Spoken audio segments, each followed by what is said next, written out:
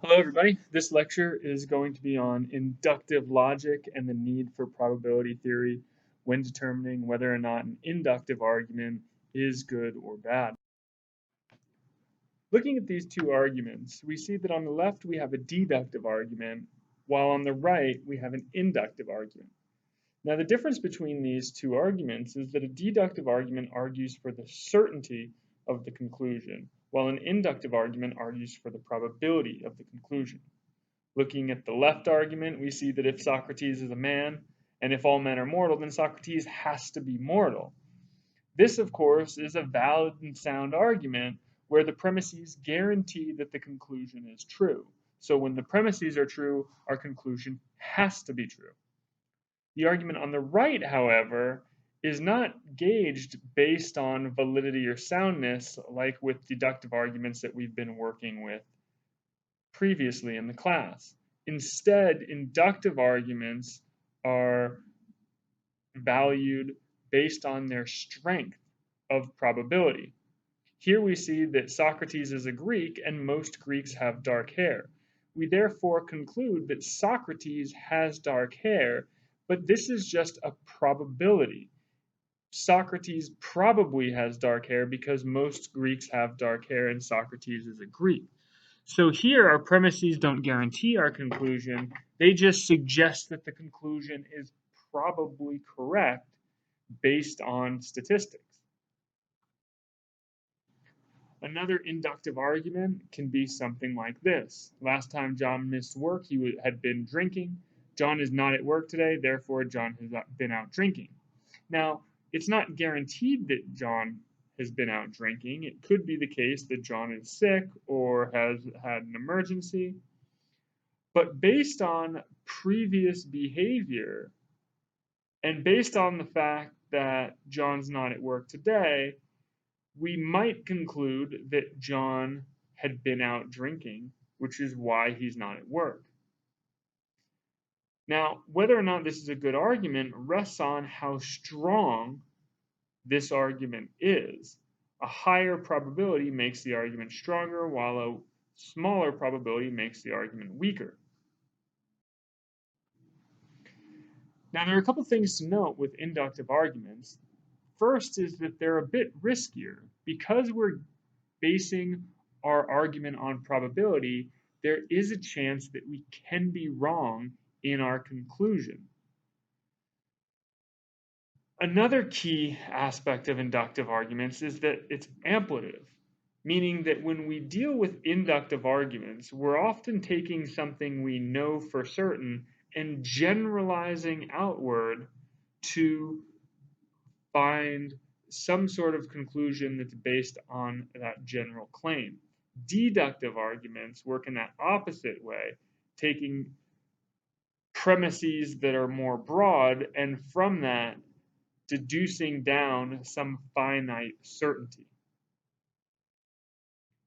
Now, when it comes to inductive arguments, it's important to note that they can't be assessed on the basis of the argument alone, like a deductive argument can be.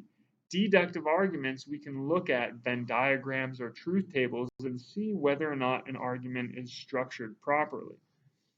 With inductive arguments, however, in addition to the argument, we also need background evidence. We need outside world experience to tell us what certain probabilities are or how the world is in certain instances so that we can generalize from those truths. So it's important to note that, again, when we talk about deductive arguments, we're measuring the strength of those arguments based on validity, based on soundness. An argument is valid when the premises guarantee the conclusion, and an argument is sound when an argument is valid and has true premises. Inductive arguments, however, are measured in strength. You have strong and weak arguments based on that level of probability that goes into them. Validity and invalidity are absolutes, while strength and weakness are simply matters of degree. So you can have arguments that are stronger than others. You can have two arguments that are both strong, with one being less strong than the other, while it's not that way with deductive arguments. I can't have an argument that's more valid than another argument. An argument's either valid or it's not. And so when we're dealing with inductive arguments, it's important to note that we need a solid basis of probability theory to really explain to us whether or not an argument is strong or weak. If we're gauging an argument based on the probability of its likelihood, we want to be able to understand probability and how we gauge probability. When dealing with probability, we're ranking the certainty of something happening on a scale of 0 to 1, where 0 is not going to happen and 1 is certainly going to happen. We can see this in something like baseball, for instance. If you were to look at the batting average of batters in Major League Baseball, you would see that it's written as 0.24 or 0.31. This is because if a batter has a 0.31 batting average, they're essentially batting 31%, which means for every 10 times they come up to bat, they will get a hit 3.1 times. The higher the probability, the stronger the argument. The lower the probability, the weaker the argument. In some instances, we might suggest that 70% is very strong probability. In other instances, we might suggest that it's a weaker probability. It just depends on the factors going into the argument and what it is that we're measuring.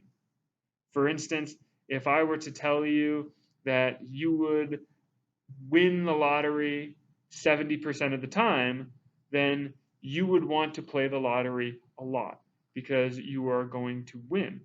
If I were to tell you that a specific contraception device would only work 70% of the time, I think most people would shy away from that as being too low of a probability.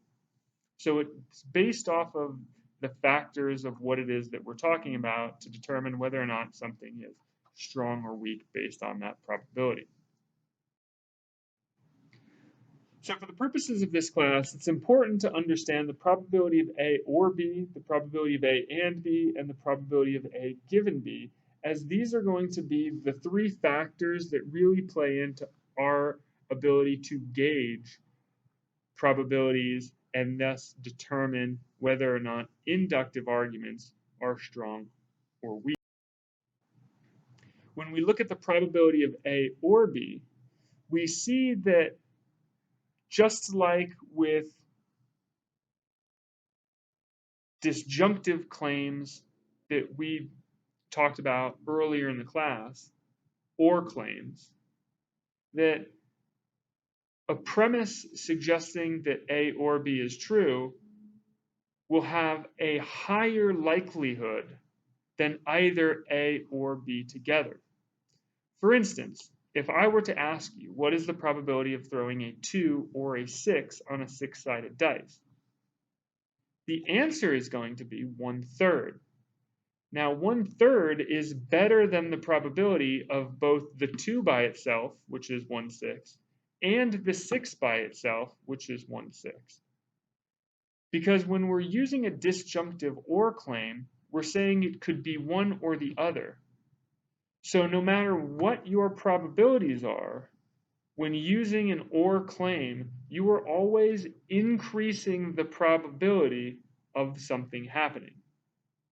For instance, if I were to make a prediction about the upcoming NFL season and suggest that the New England Patriots or the Rams, the Los Angeles Rams, are going to get back to the Super Bowl, I would have better odds than if I said the New England Patriots by themselves are going to get back to the Super Bowl, or the Los Angeles Rams by themselves are going to get back to the Super Bowl.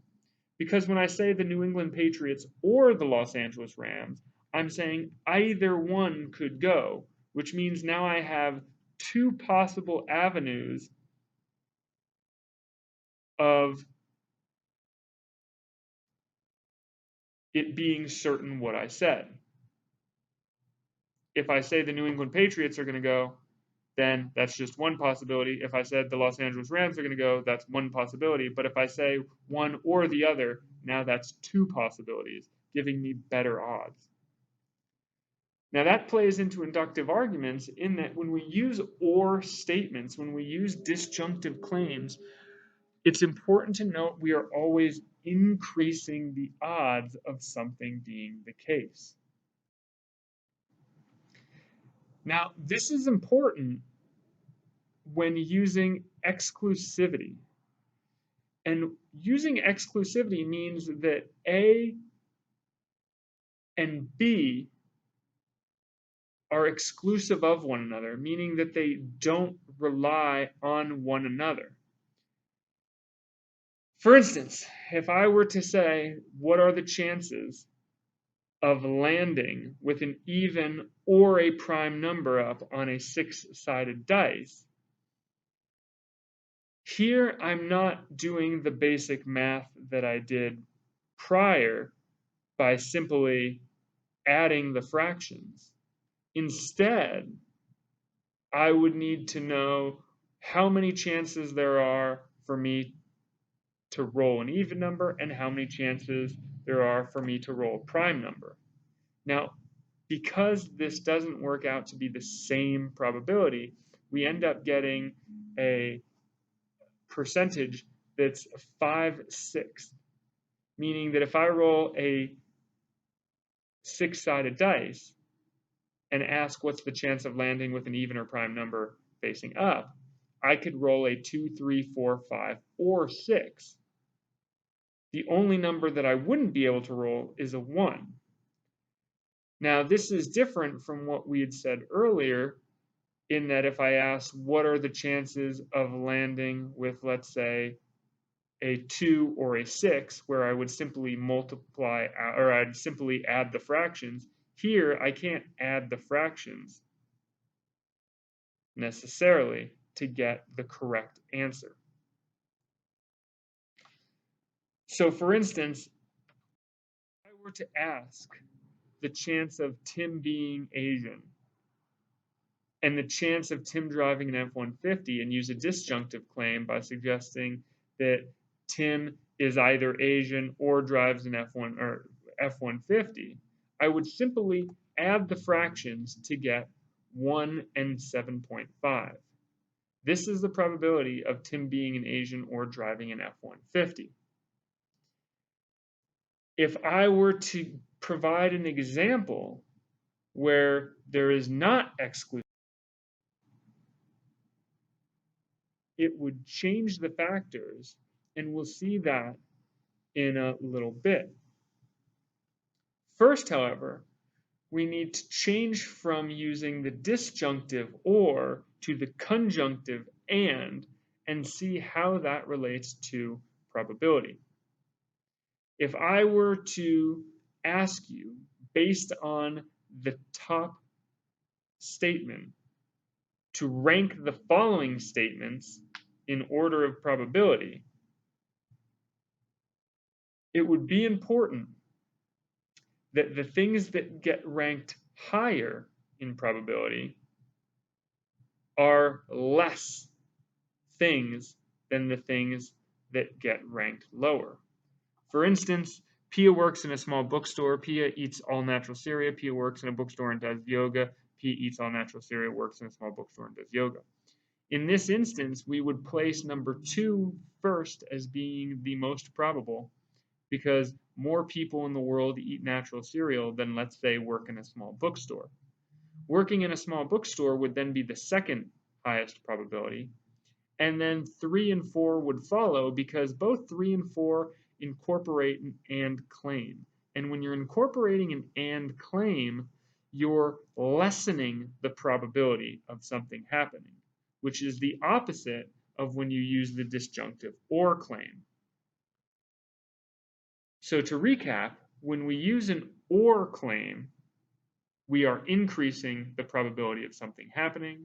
When we use a and claim, we are decreasing the probability. Going back to the example with football, if I were to now say that the New England Patriots and the Los Angeles Rams are going to make it to the Super Bowl, then both pieces have to happen for my statement to be true, instead of in the previous instance where it was only one of those two that had to happen.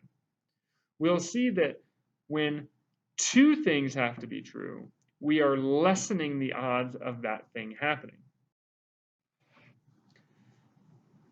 Take, for instance, throwing the dice again. Here I'm asking what's the probability of throwing a 2 and then picking up the dice and throwing a 6 right after. We are no longer adding the fractions. Instead, we are multiplying them. So the probability of this being the case would be 1 in 36. And 1 in 36 is a lower percentage or a smaller percentage than either 2 or 6 by themselves, which is 1 in 6. So when we look back at this top statement and try to rank the following in order of probability, we would see that this is the correct order, because when we look to 3 and 4, we are suggesting that someone works in a Pia works in a bookstore and does yoga. By adding the and does yoga, we are decreasing the probability. So it doesn't matter what the probability is that Pia works in a bookstore, because when we add something to that, it will lessen the probability. Similarly, if we add that she eats natural cereal on top of that, we are even further lessening that probability. So every time we use a conjunctive and claim, it's important that we know that every and lessens the probability of something being the case. This is important because when we try to form arguments and suggest that there are multiple criteria for something to be the case, for every piece of criteria that we add, we are actually lessening the probability of that thing being the case. Going back to the idea of exclusivity, we also see that independence plays a role in whether or not the probability of something is stronger or weaker. When things are not exclusive of one another, or when things are not independent of one another, certain conditions upon the two do not relate in the same way as if they were. So let's say that Brazil, Japan, England, and Ivory Coast are all soccer teams in the group stage of the World Cup. Now, the chance of Brazil getting through the group stage is 3/4, and the chance of Ivory Coast getting through is 1/4. If we were to ask the chance of Brazil and Ivory Coast getting through to the knockout stage, we wouldn't do the same math that we would do when trying to find out a conjunctive claim. Remember, when we're using a conjunctive claim, we're essentially multiplying the probabilities together to find out the probability of both happening. Here, we can't simply multiply 3/4 times 1/4, because in a group stage of the World Cup, it's important what the other two teams do that don't have percentages. Brazil's getting through to the knockout stage requires England and Japan to win or lose certain games. So as Japan and England win certain games, Brazil and Ivory Coast chances go up or down. This is like asking whether or not, or this is like asking the chances of rolling a prime or an even number. if I have overlapping numbers, then these numbers play on one another, and I can't simply multiply out the statistic in the same fashion.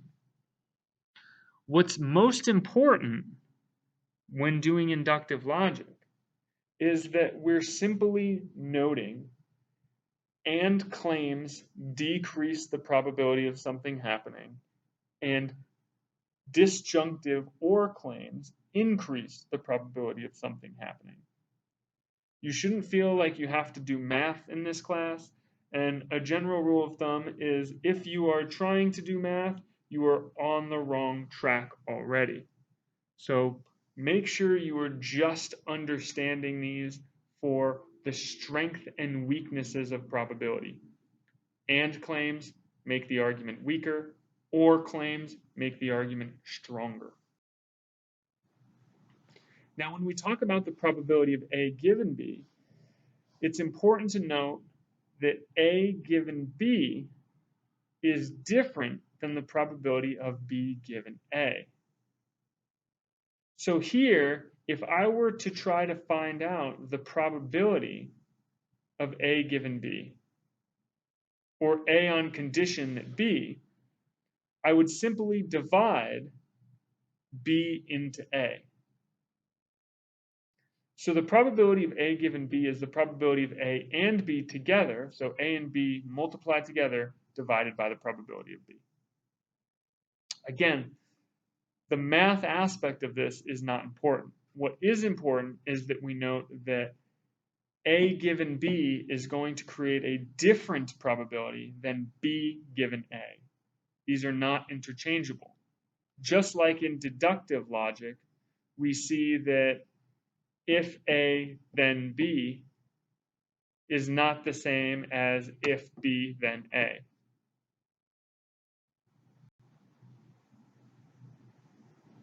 So moving past this, when we look at the instance of a probability of A given B, we can ask ourselves this question: what is the probability of John dying of cancer given that John smokes? Here, we would obviously need to know the percentages or the probabilities of John smoking and dying of cancer, and then simply divide out the probability of John smoking. This, however, I know is going to be a very small probability because there are a lot more people in the world that smoke than that die of cancer. So when we look to the diagram on the right, we see B circle that represents the people who smoke, and the A circle represents the people who die of cancer. There are more people in the B circle that do not die of cancer than do die of cancer, because there are so many more people in the world that smoke than die of cancer.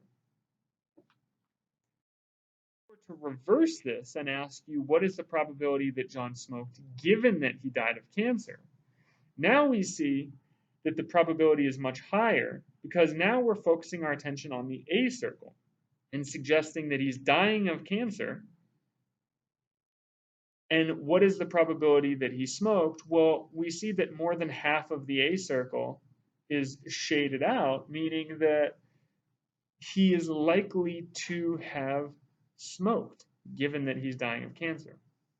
So we see that when we switch these two things around, A given B versus B given A, we are radically changing the probability that we're dealing with. And if we're to use A given B incorrectly by thinking of the probability of B given A, then we'd be making a mistake in our logic by assuming the probability is much higher than it actually is. So to recap, if I use a disjunctive or claim, my odds increase. If I'm using a conjunctive and claim, my odds decrease.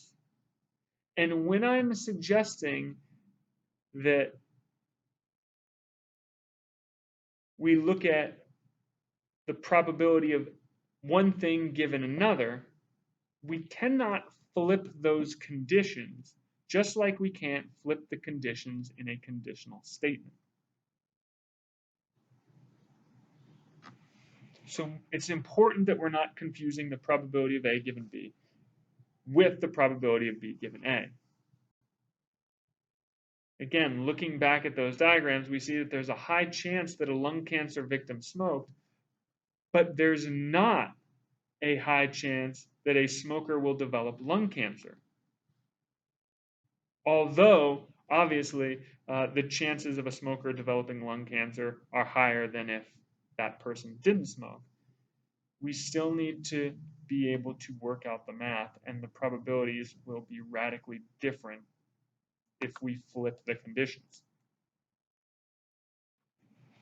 And so when we're using inductive logic, it's important that we refer to certain aspects by population and sample because we're often trying to make generalized claims. So for instance, a population refers to the members of a class. A sample refers to some or one member of that class. So we can talk about the population of humans, meaning all humans on the planet. A sample would be just a group of 10 humans. Based on that sample, we can make reference to a population, and from a population, we can make reference to a sample. For instance, if I had 10 apples, and 6 out of 10 of those apples were rotten, I could suggest that 60% of the apples in a barrel in which I was sampling the 10 apples, 60 of those 100 are rotten. Similarly, if I have this barrel of 60 apples, or if I have this barrel of 100 apples and 60 of the 100 apples in the barrel are rotten, if I pick out any 6, or if I pick out any 10 sampled apples, 6 of them should be rotten. So in making inductive reference, we can either go from sample to population or from population to sample. And when doing this, it's important that we guard against the two mistakes of dealing with a sample to population. If the sample size is too small, then we are not going to have a good reference. If the sample size is unrepresentative, we are not going to have a good reference. This is why when we conduct experiments, we try to have an abundant sample size, and we want to make sure that that sample size is representative of the entire population.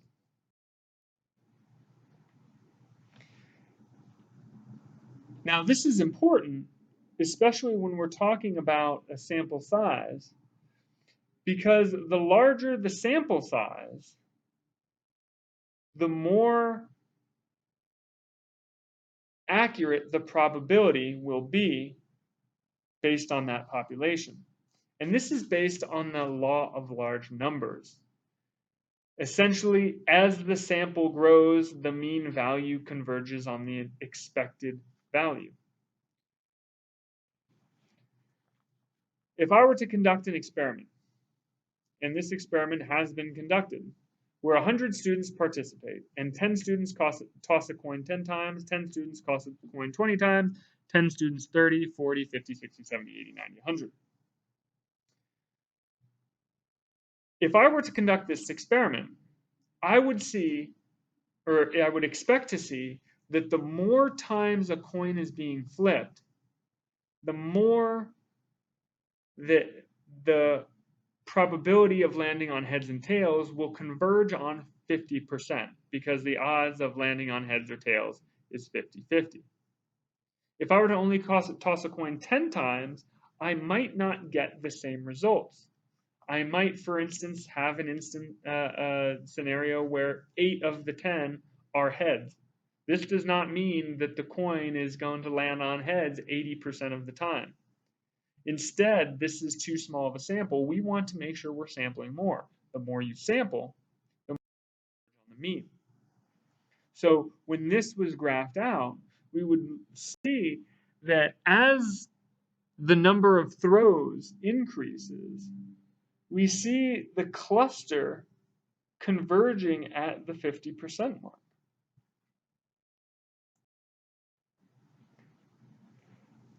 This is why, for instance, a casino may find its way up even if after 1 or 2 days the casino is down. Because of the implication of the law of large numbers, the more a person plays at the casino, the more likely they are to lose. Because the games at the casino are always in the odds and favor of the casino. So looking at roulette, the odds of winning at roulette are one of the most favorable odds to the gambler in a casino. And it's roughly 46%. So when you play and bet on red or black, there's a 46% chance that you can win. This means that the more you play, the more that odd will come to fruition. If you play long enough, you'll see that you will win 46% of the time, meaning that the casino will win 54% of the time. If a casino game had the odds of you winning 60% of the time, the casino would be guaranteed to lose money on that game, because all you would need to do is play it for long enough.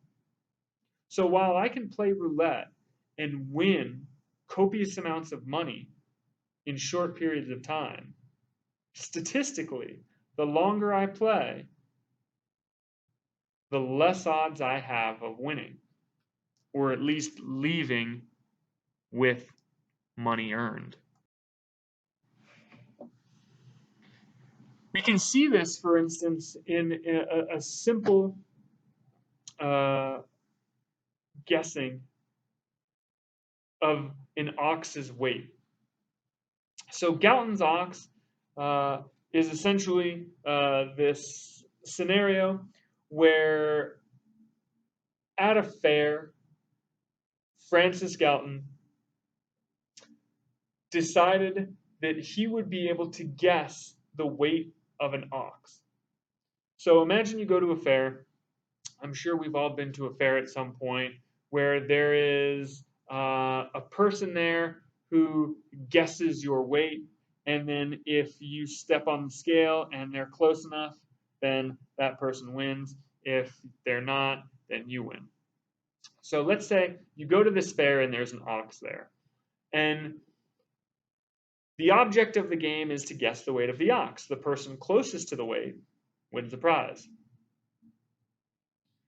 The more people that guess, if we are to average out those guesses, we should focus on roughly the ox's weight. So for instance, in this case, 787 people guessed the weight of the ox. Galton averaged the guesses to get 1,197 pounds. The actual weight of the ox was 1,198 pounds. Now, the reason that this is possible is because typically the more guesses we get, the guesses on the low end will outweigh the guesses on the high end, and only the average of what the actual ox weighs will be visible or represented.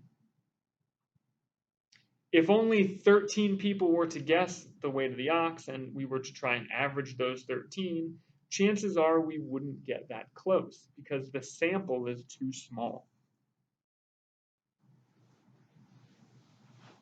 So when we're dealing with the implication of law of large numbers, we see this most readily in polls or surveys.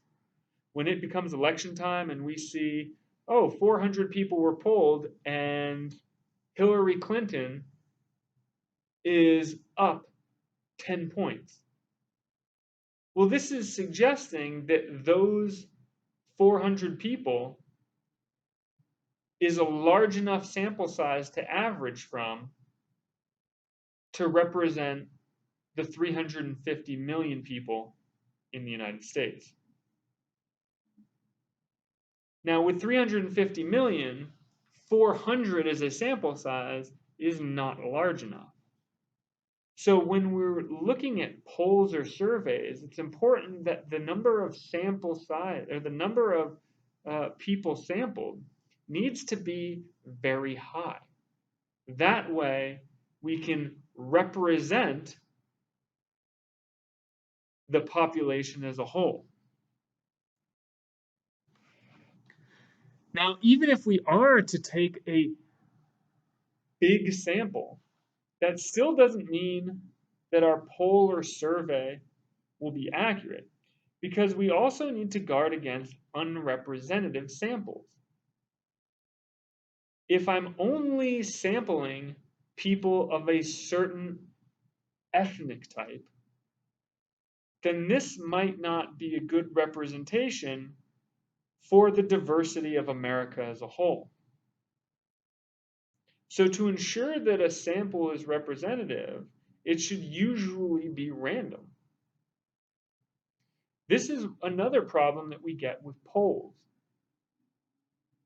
When companies conduct polling, we see that the sample is not representative of the population. So for instance, if I were to watch CNN or Fox News, I would see that they conduct their own surveys of what people are thinking about a specific candidate or topic. Let's say it's election time and Fox News takes a poll.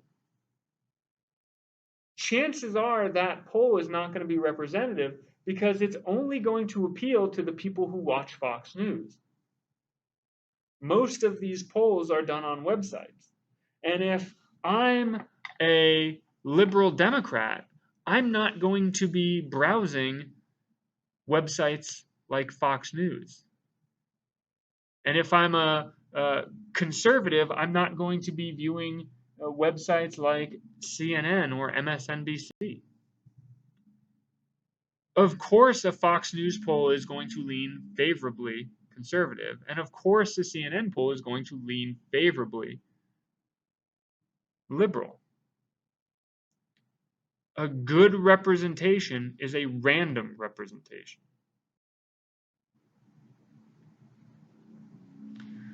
Now, there is one big problem with induction, and that problem is that when we're dealing with inductive logic, we're essentially saying that based on past instances, we are predicting future probability.